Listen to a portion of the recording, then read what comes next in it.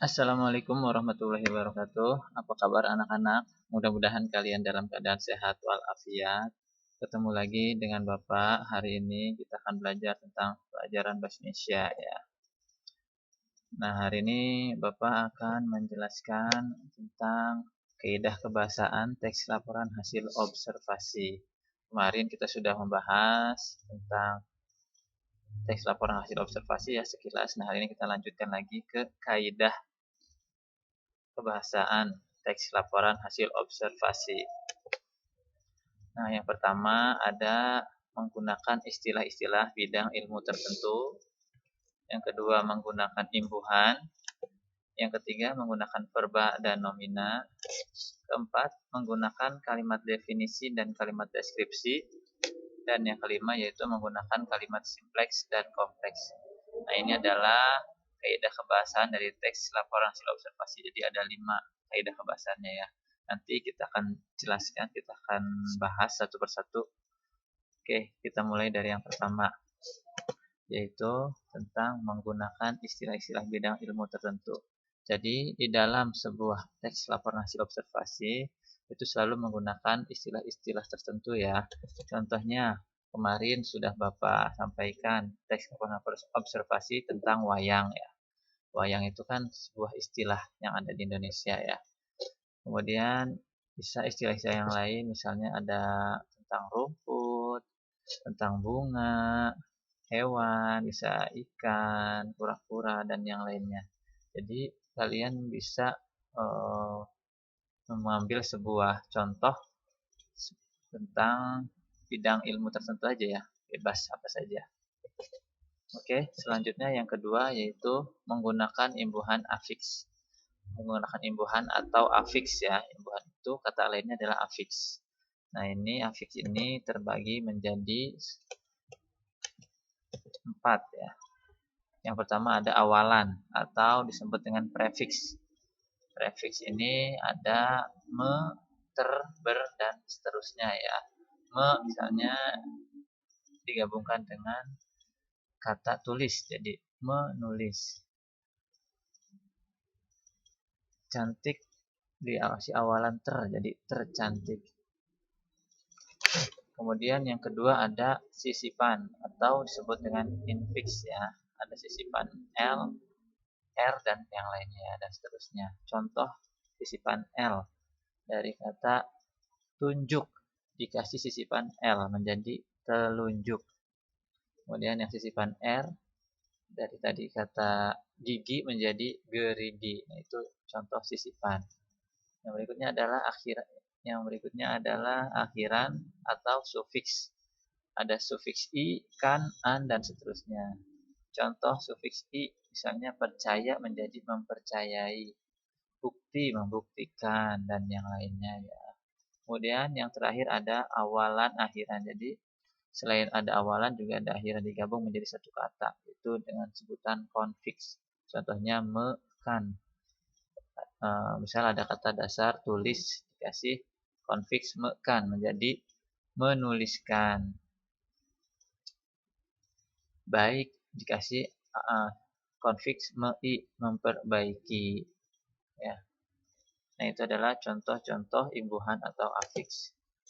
Berikutnya lagi kita akan membahas yang ketiga, yaitu tentang verba dan nomina ya. Verba itu disebut dengan kata kerja. Jadi kalau kalian yang belum tahu apa itu verba, verba itu kata lainnya adalah kata kerja.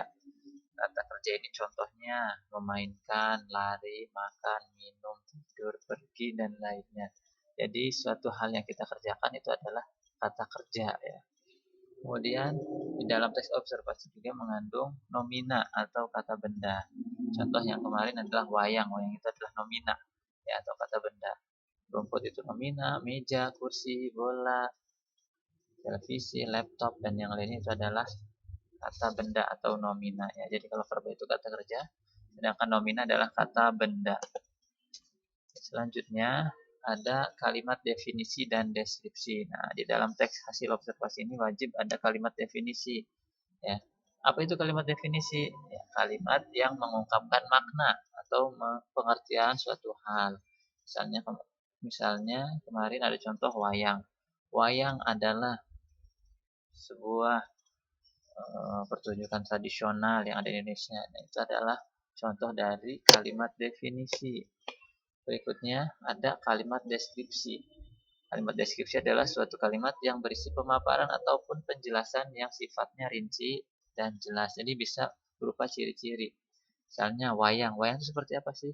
Wayang itu terbuat dari kulit hewan, misalnya kulit kerbau, itu ciri-cirinya. Kemudian dibuat menjadi berbentuk seperti manusia. Itu adalah contoh ciri-cirinya. Nah, itu merupakan sebuah kalimat deskripsi. Jadi kalau definisi itu biasanya menggunakan kata pengertian, misalnya adalah, yaitu, sedangkan deskripsi itu adalah pemaparan atau penjelasan secara rinci ya.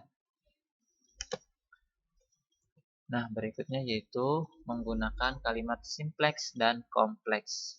Apa itu kalimat simpleks? Kalimat simpleks itu kalimat tunggal ya. Apa kalimat tunggal? Yaitu kalimat yang terdiri dari satu klausa. Kalimat itu kan terdiri dari beberapa kata ya. Jadi kalau ada dua kata terdiri dari subjek dan predikat itu disebut dengan klausa. Jadi kalau kalimat tunggal atau simpleks itu minimal terdiri dari subjek dan predikat. Sal, Bapak beri contoh ya. Andi bermain bola. Nah, Andi sebagai subjek. Bermain itu adalah predikat, sedangkan bola adalah objek.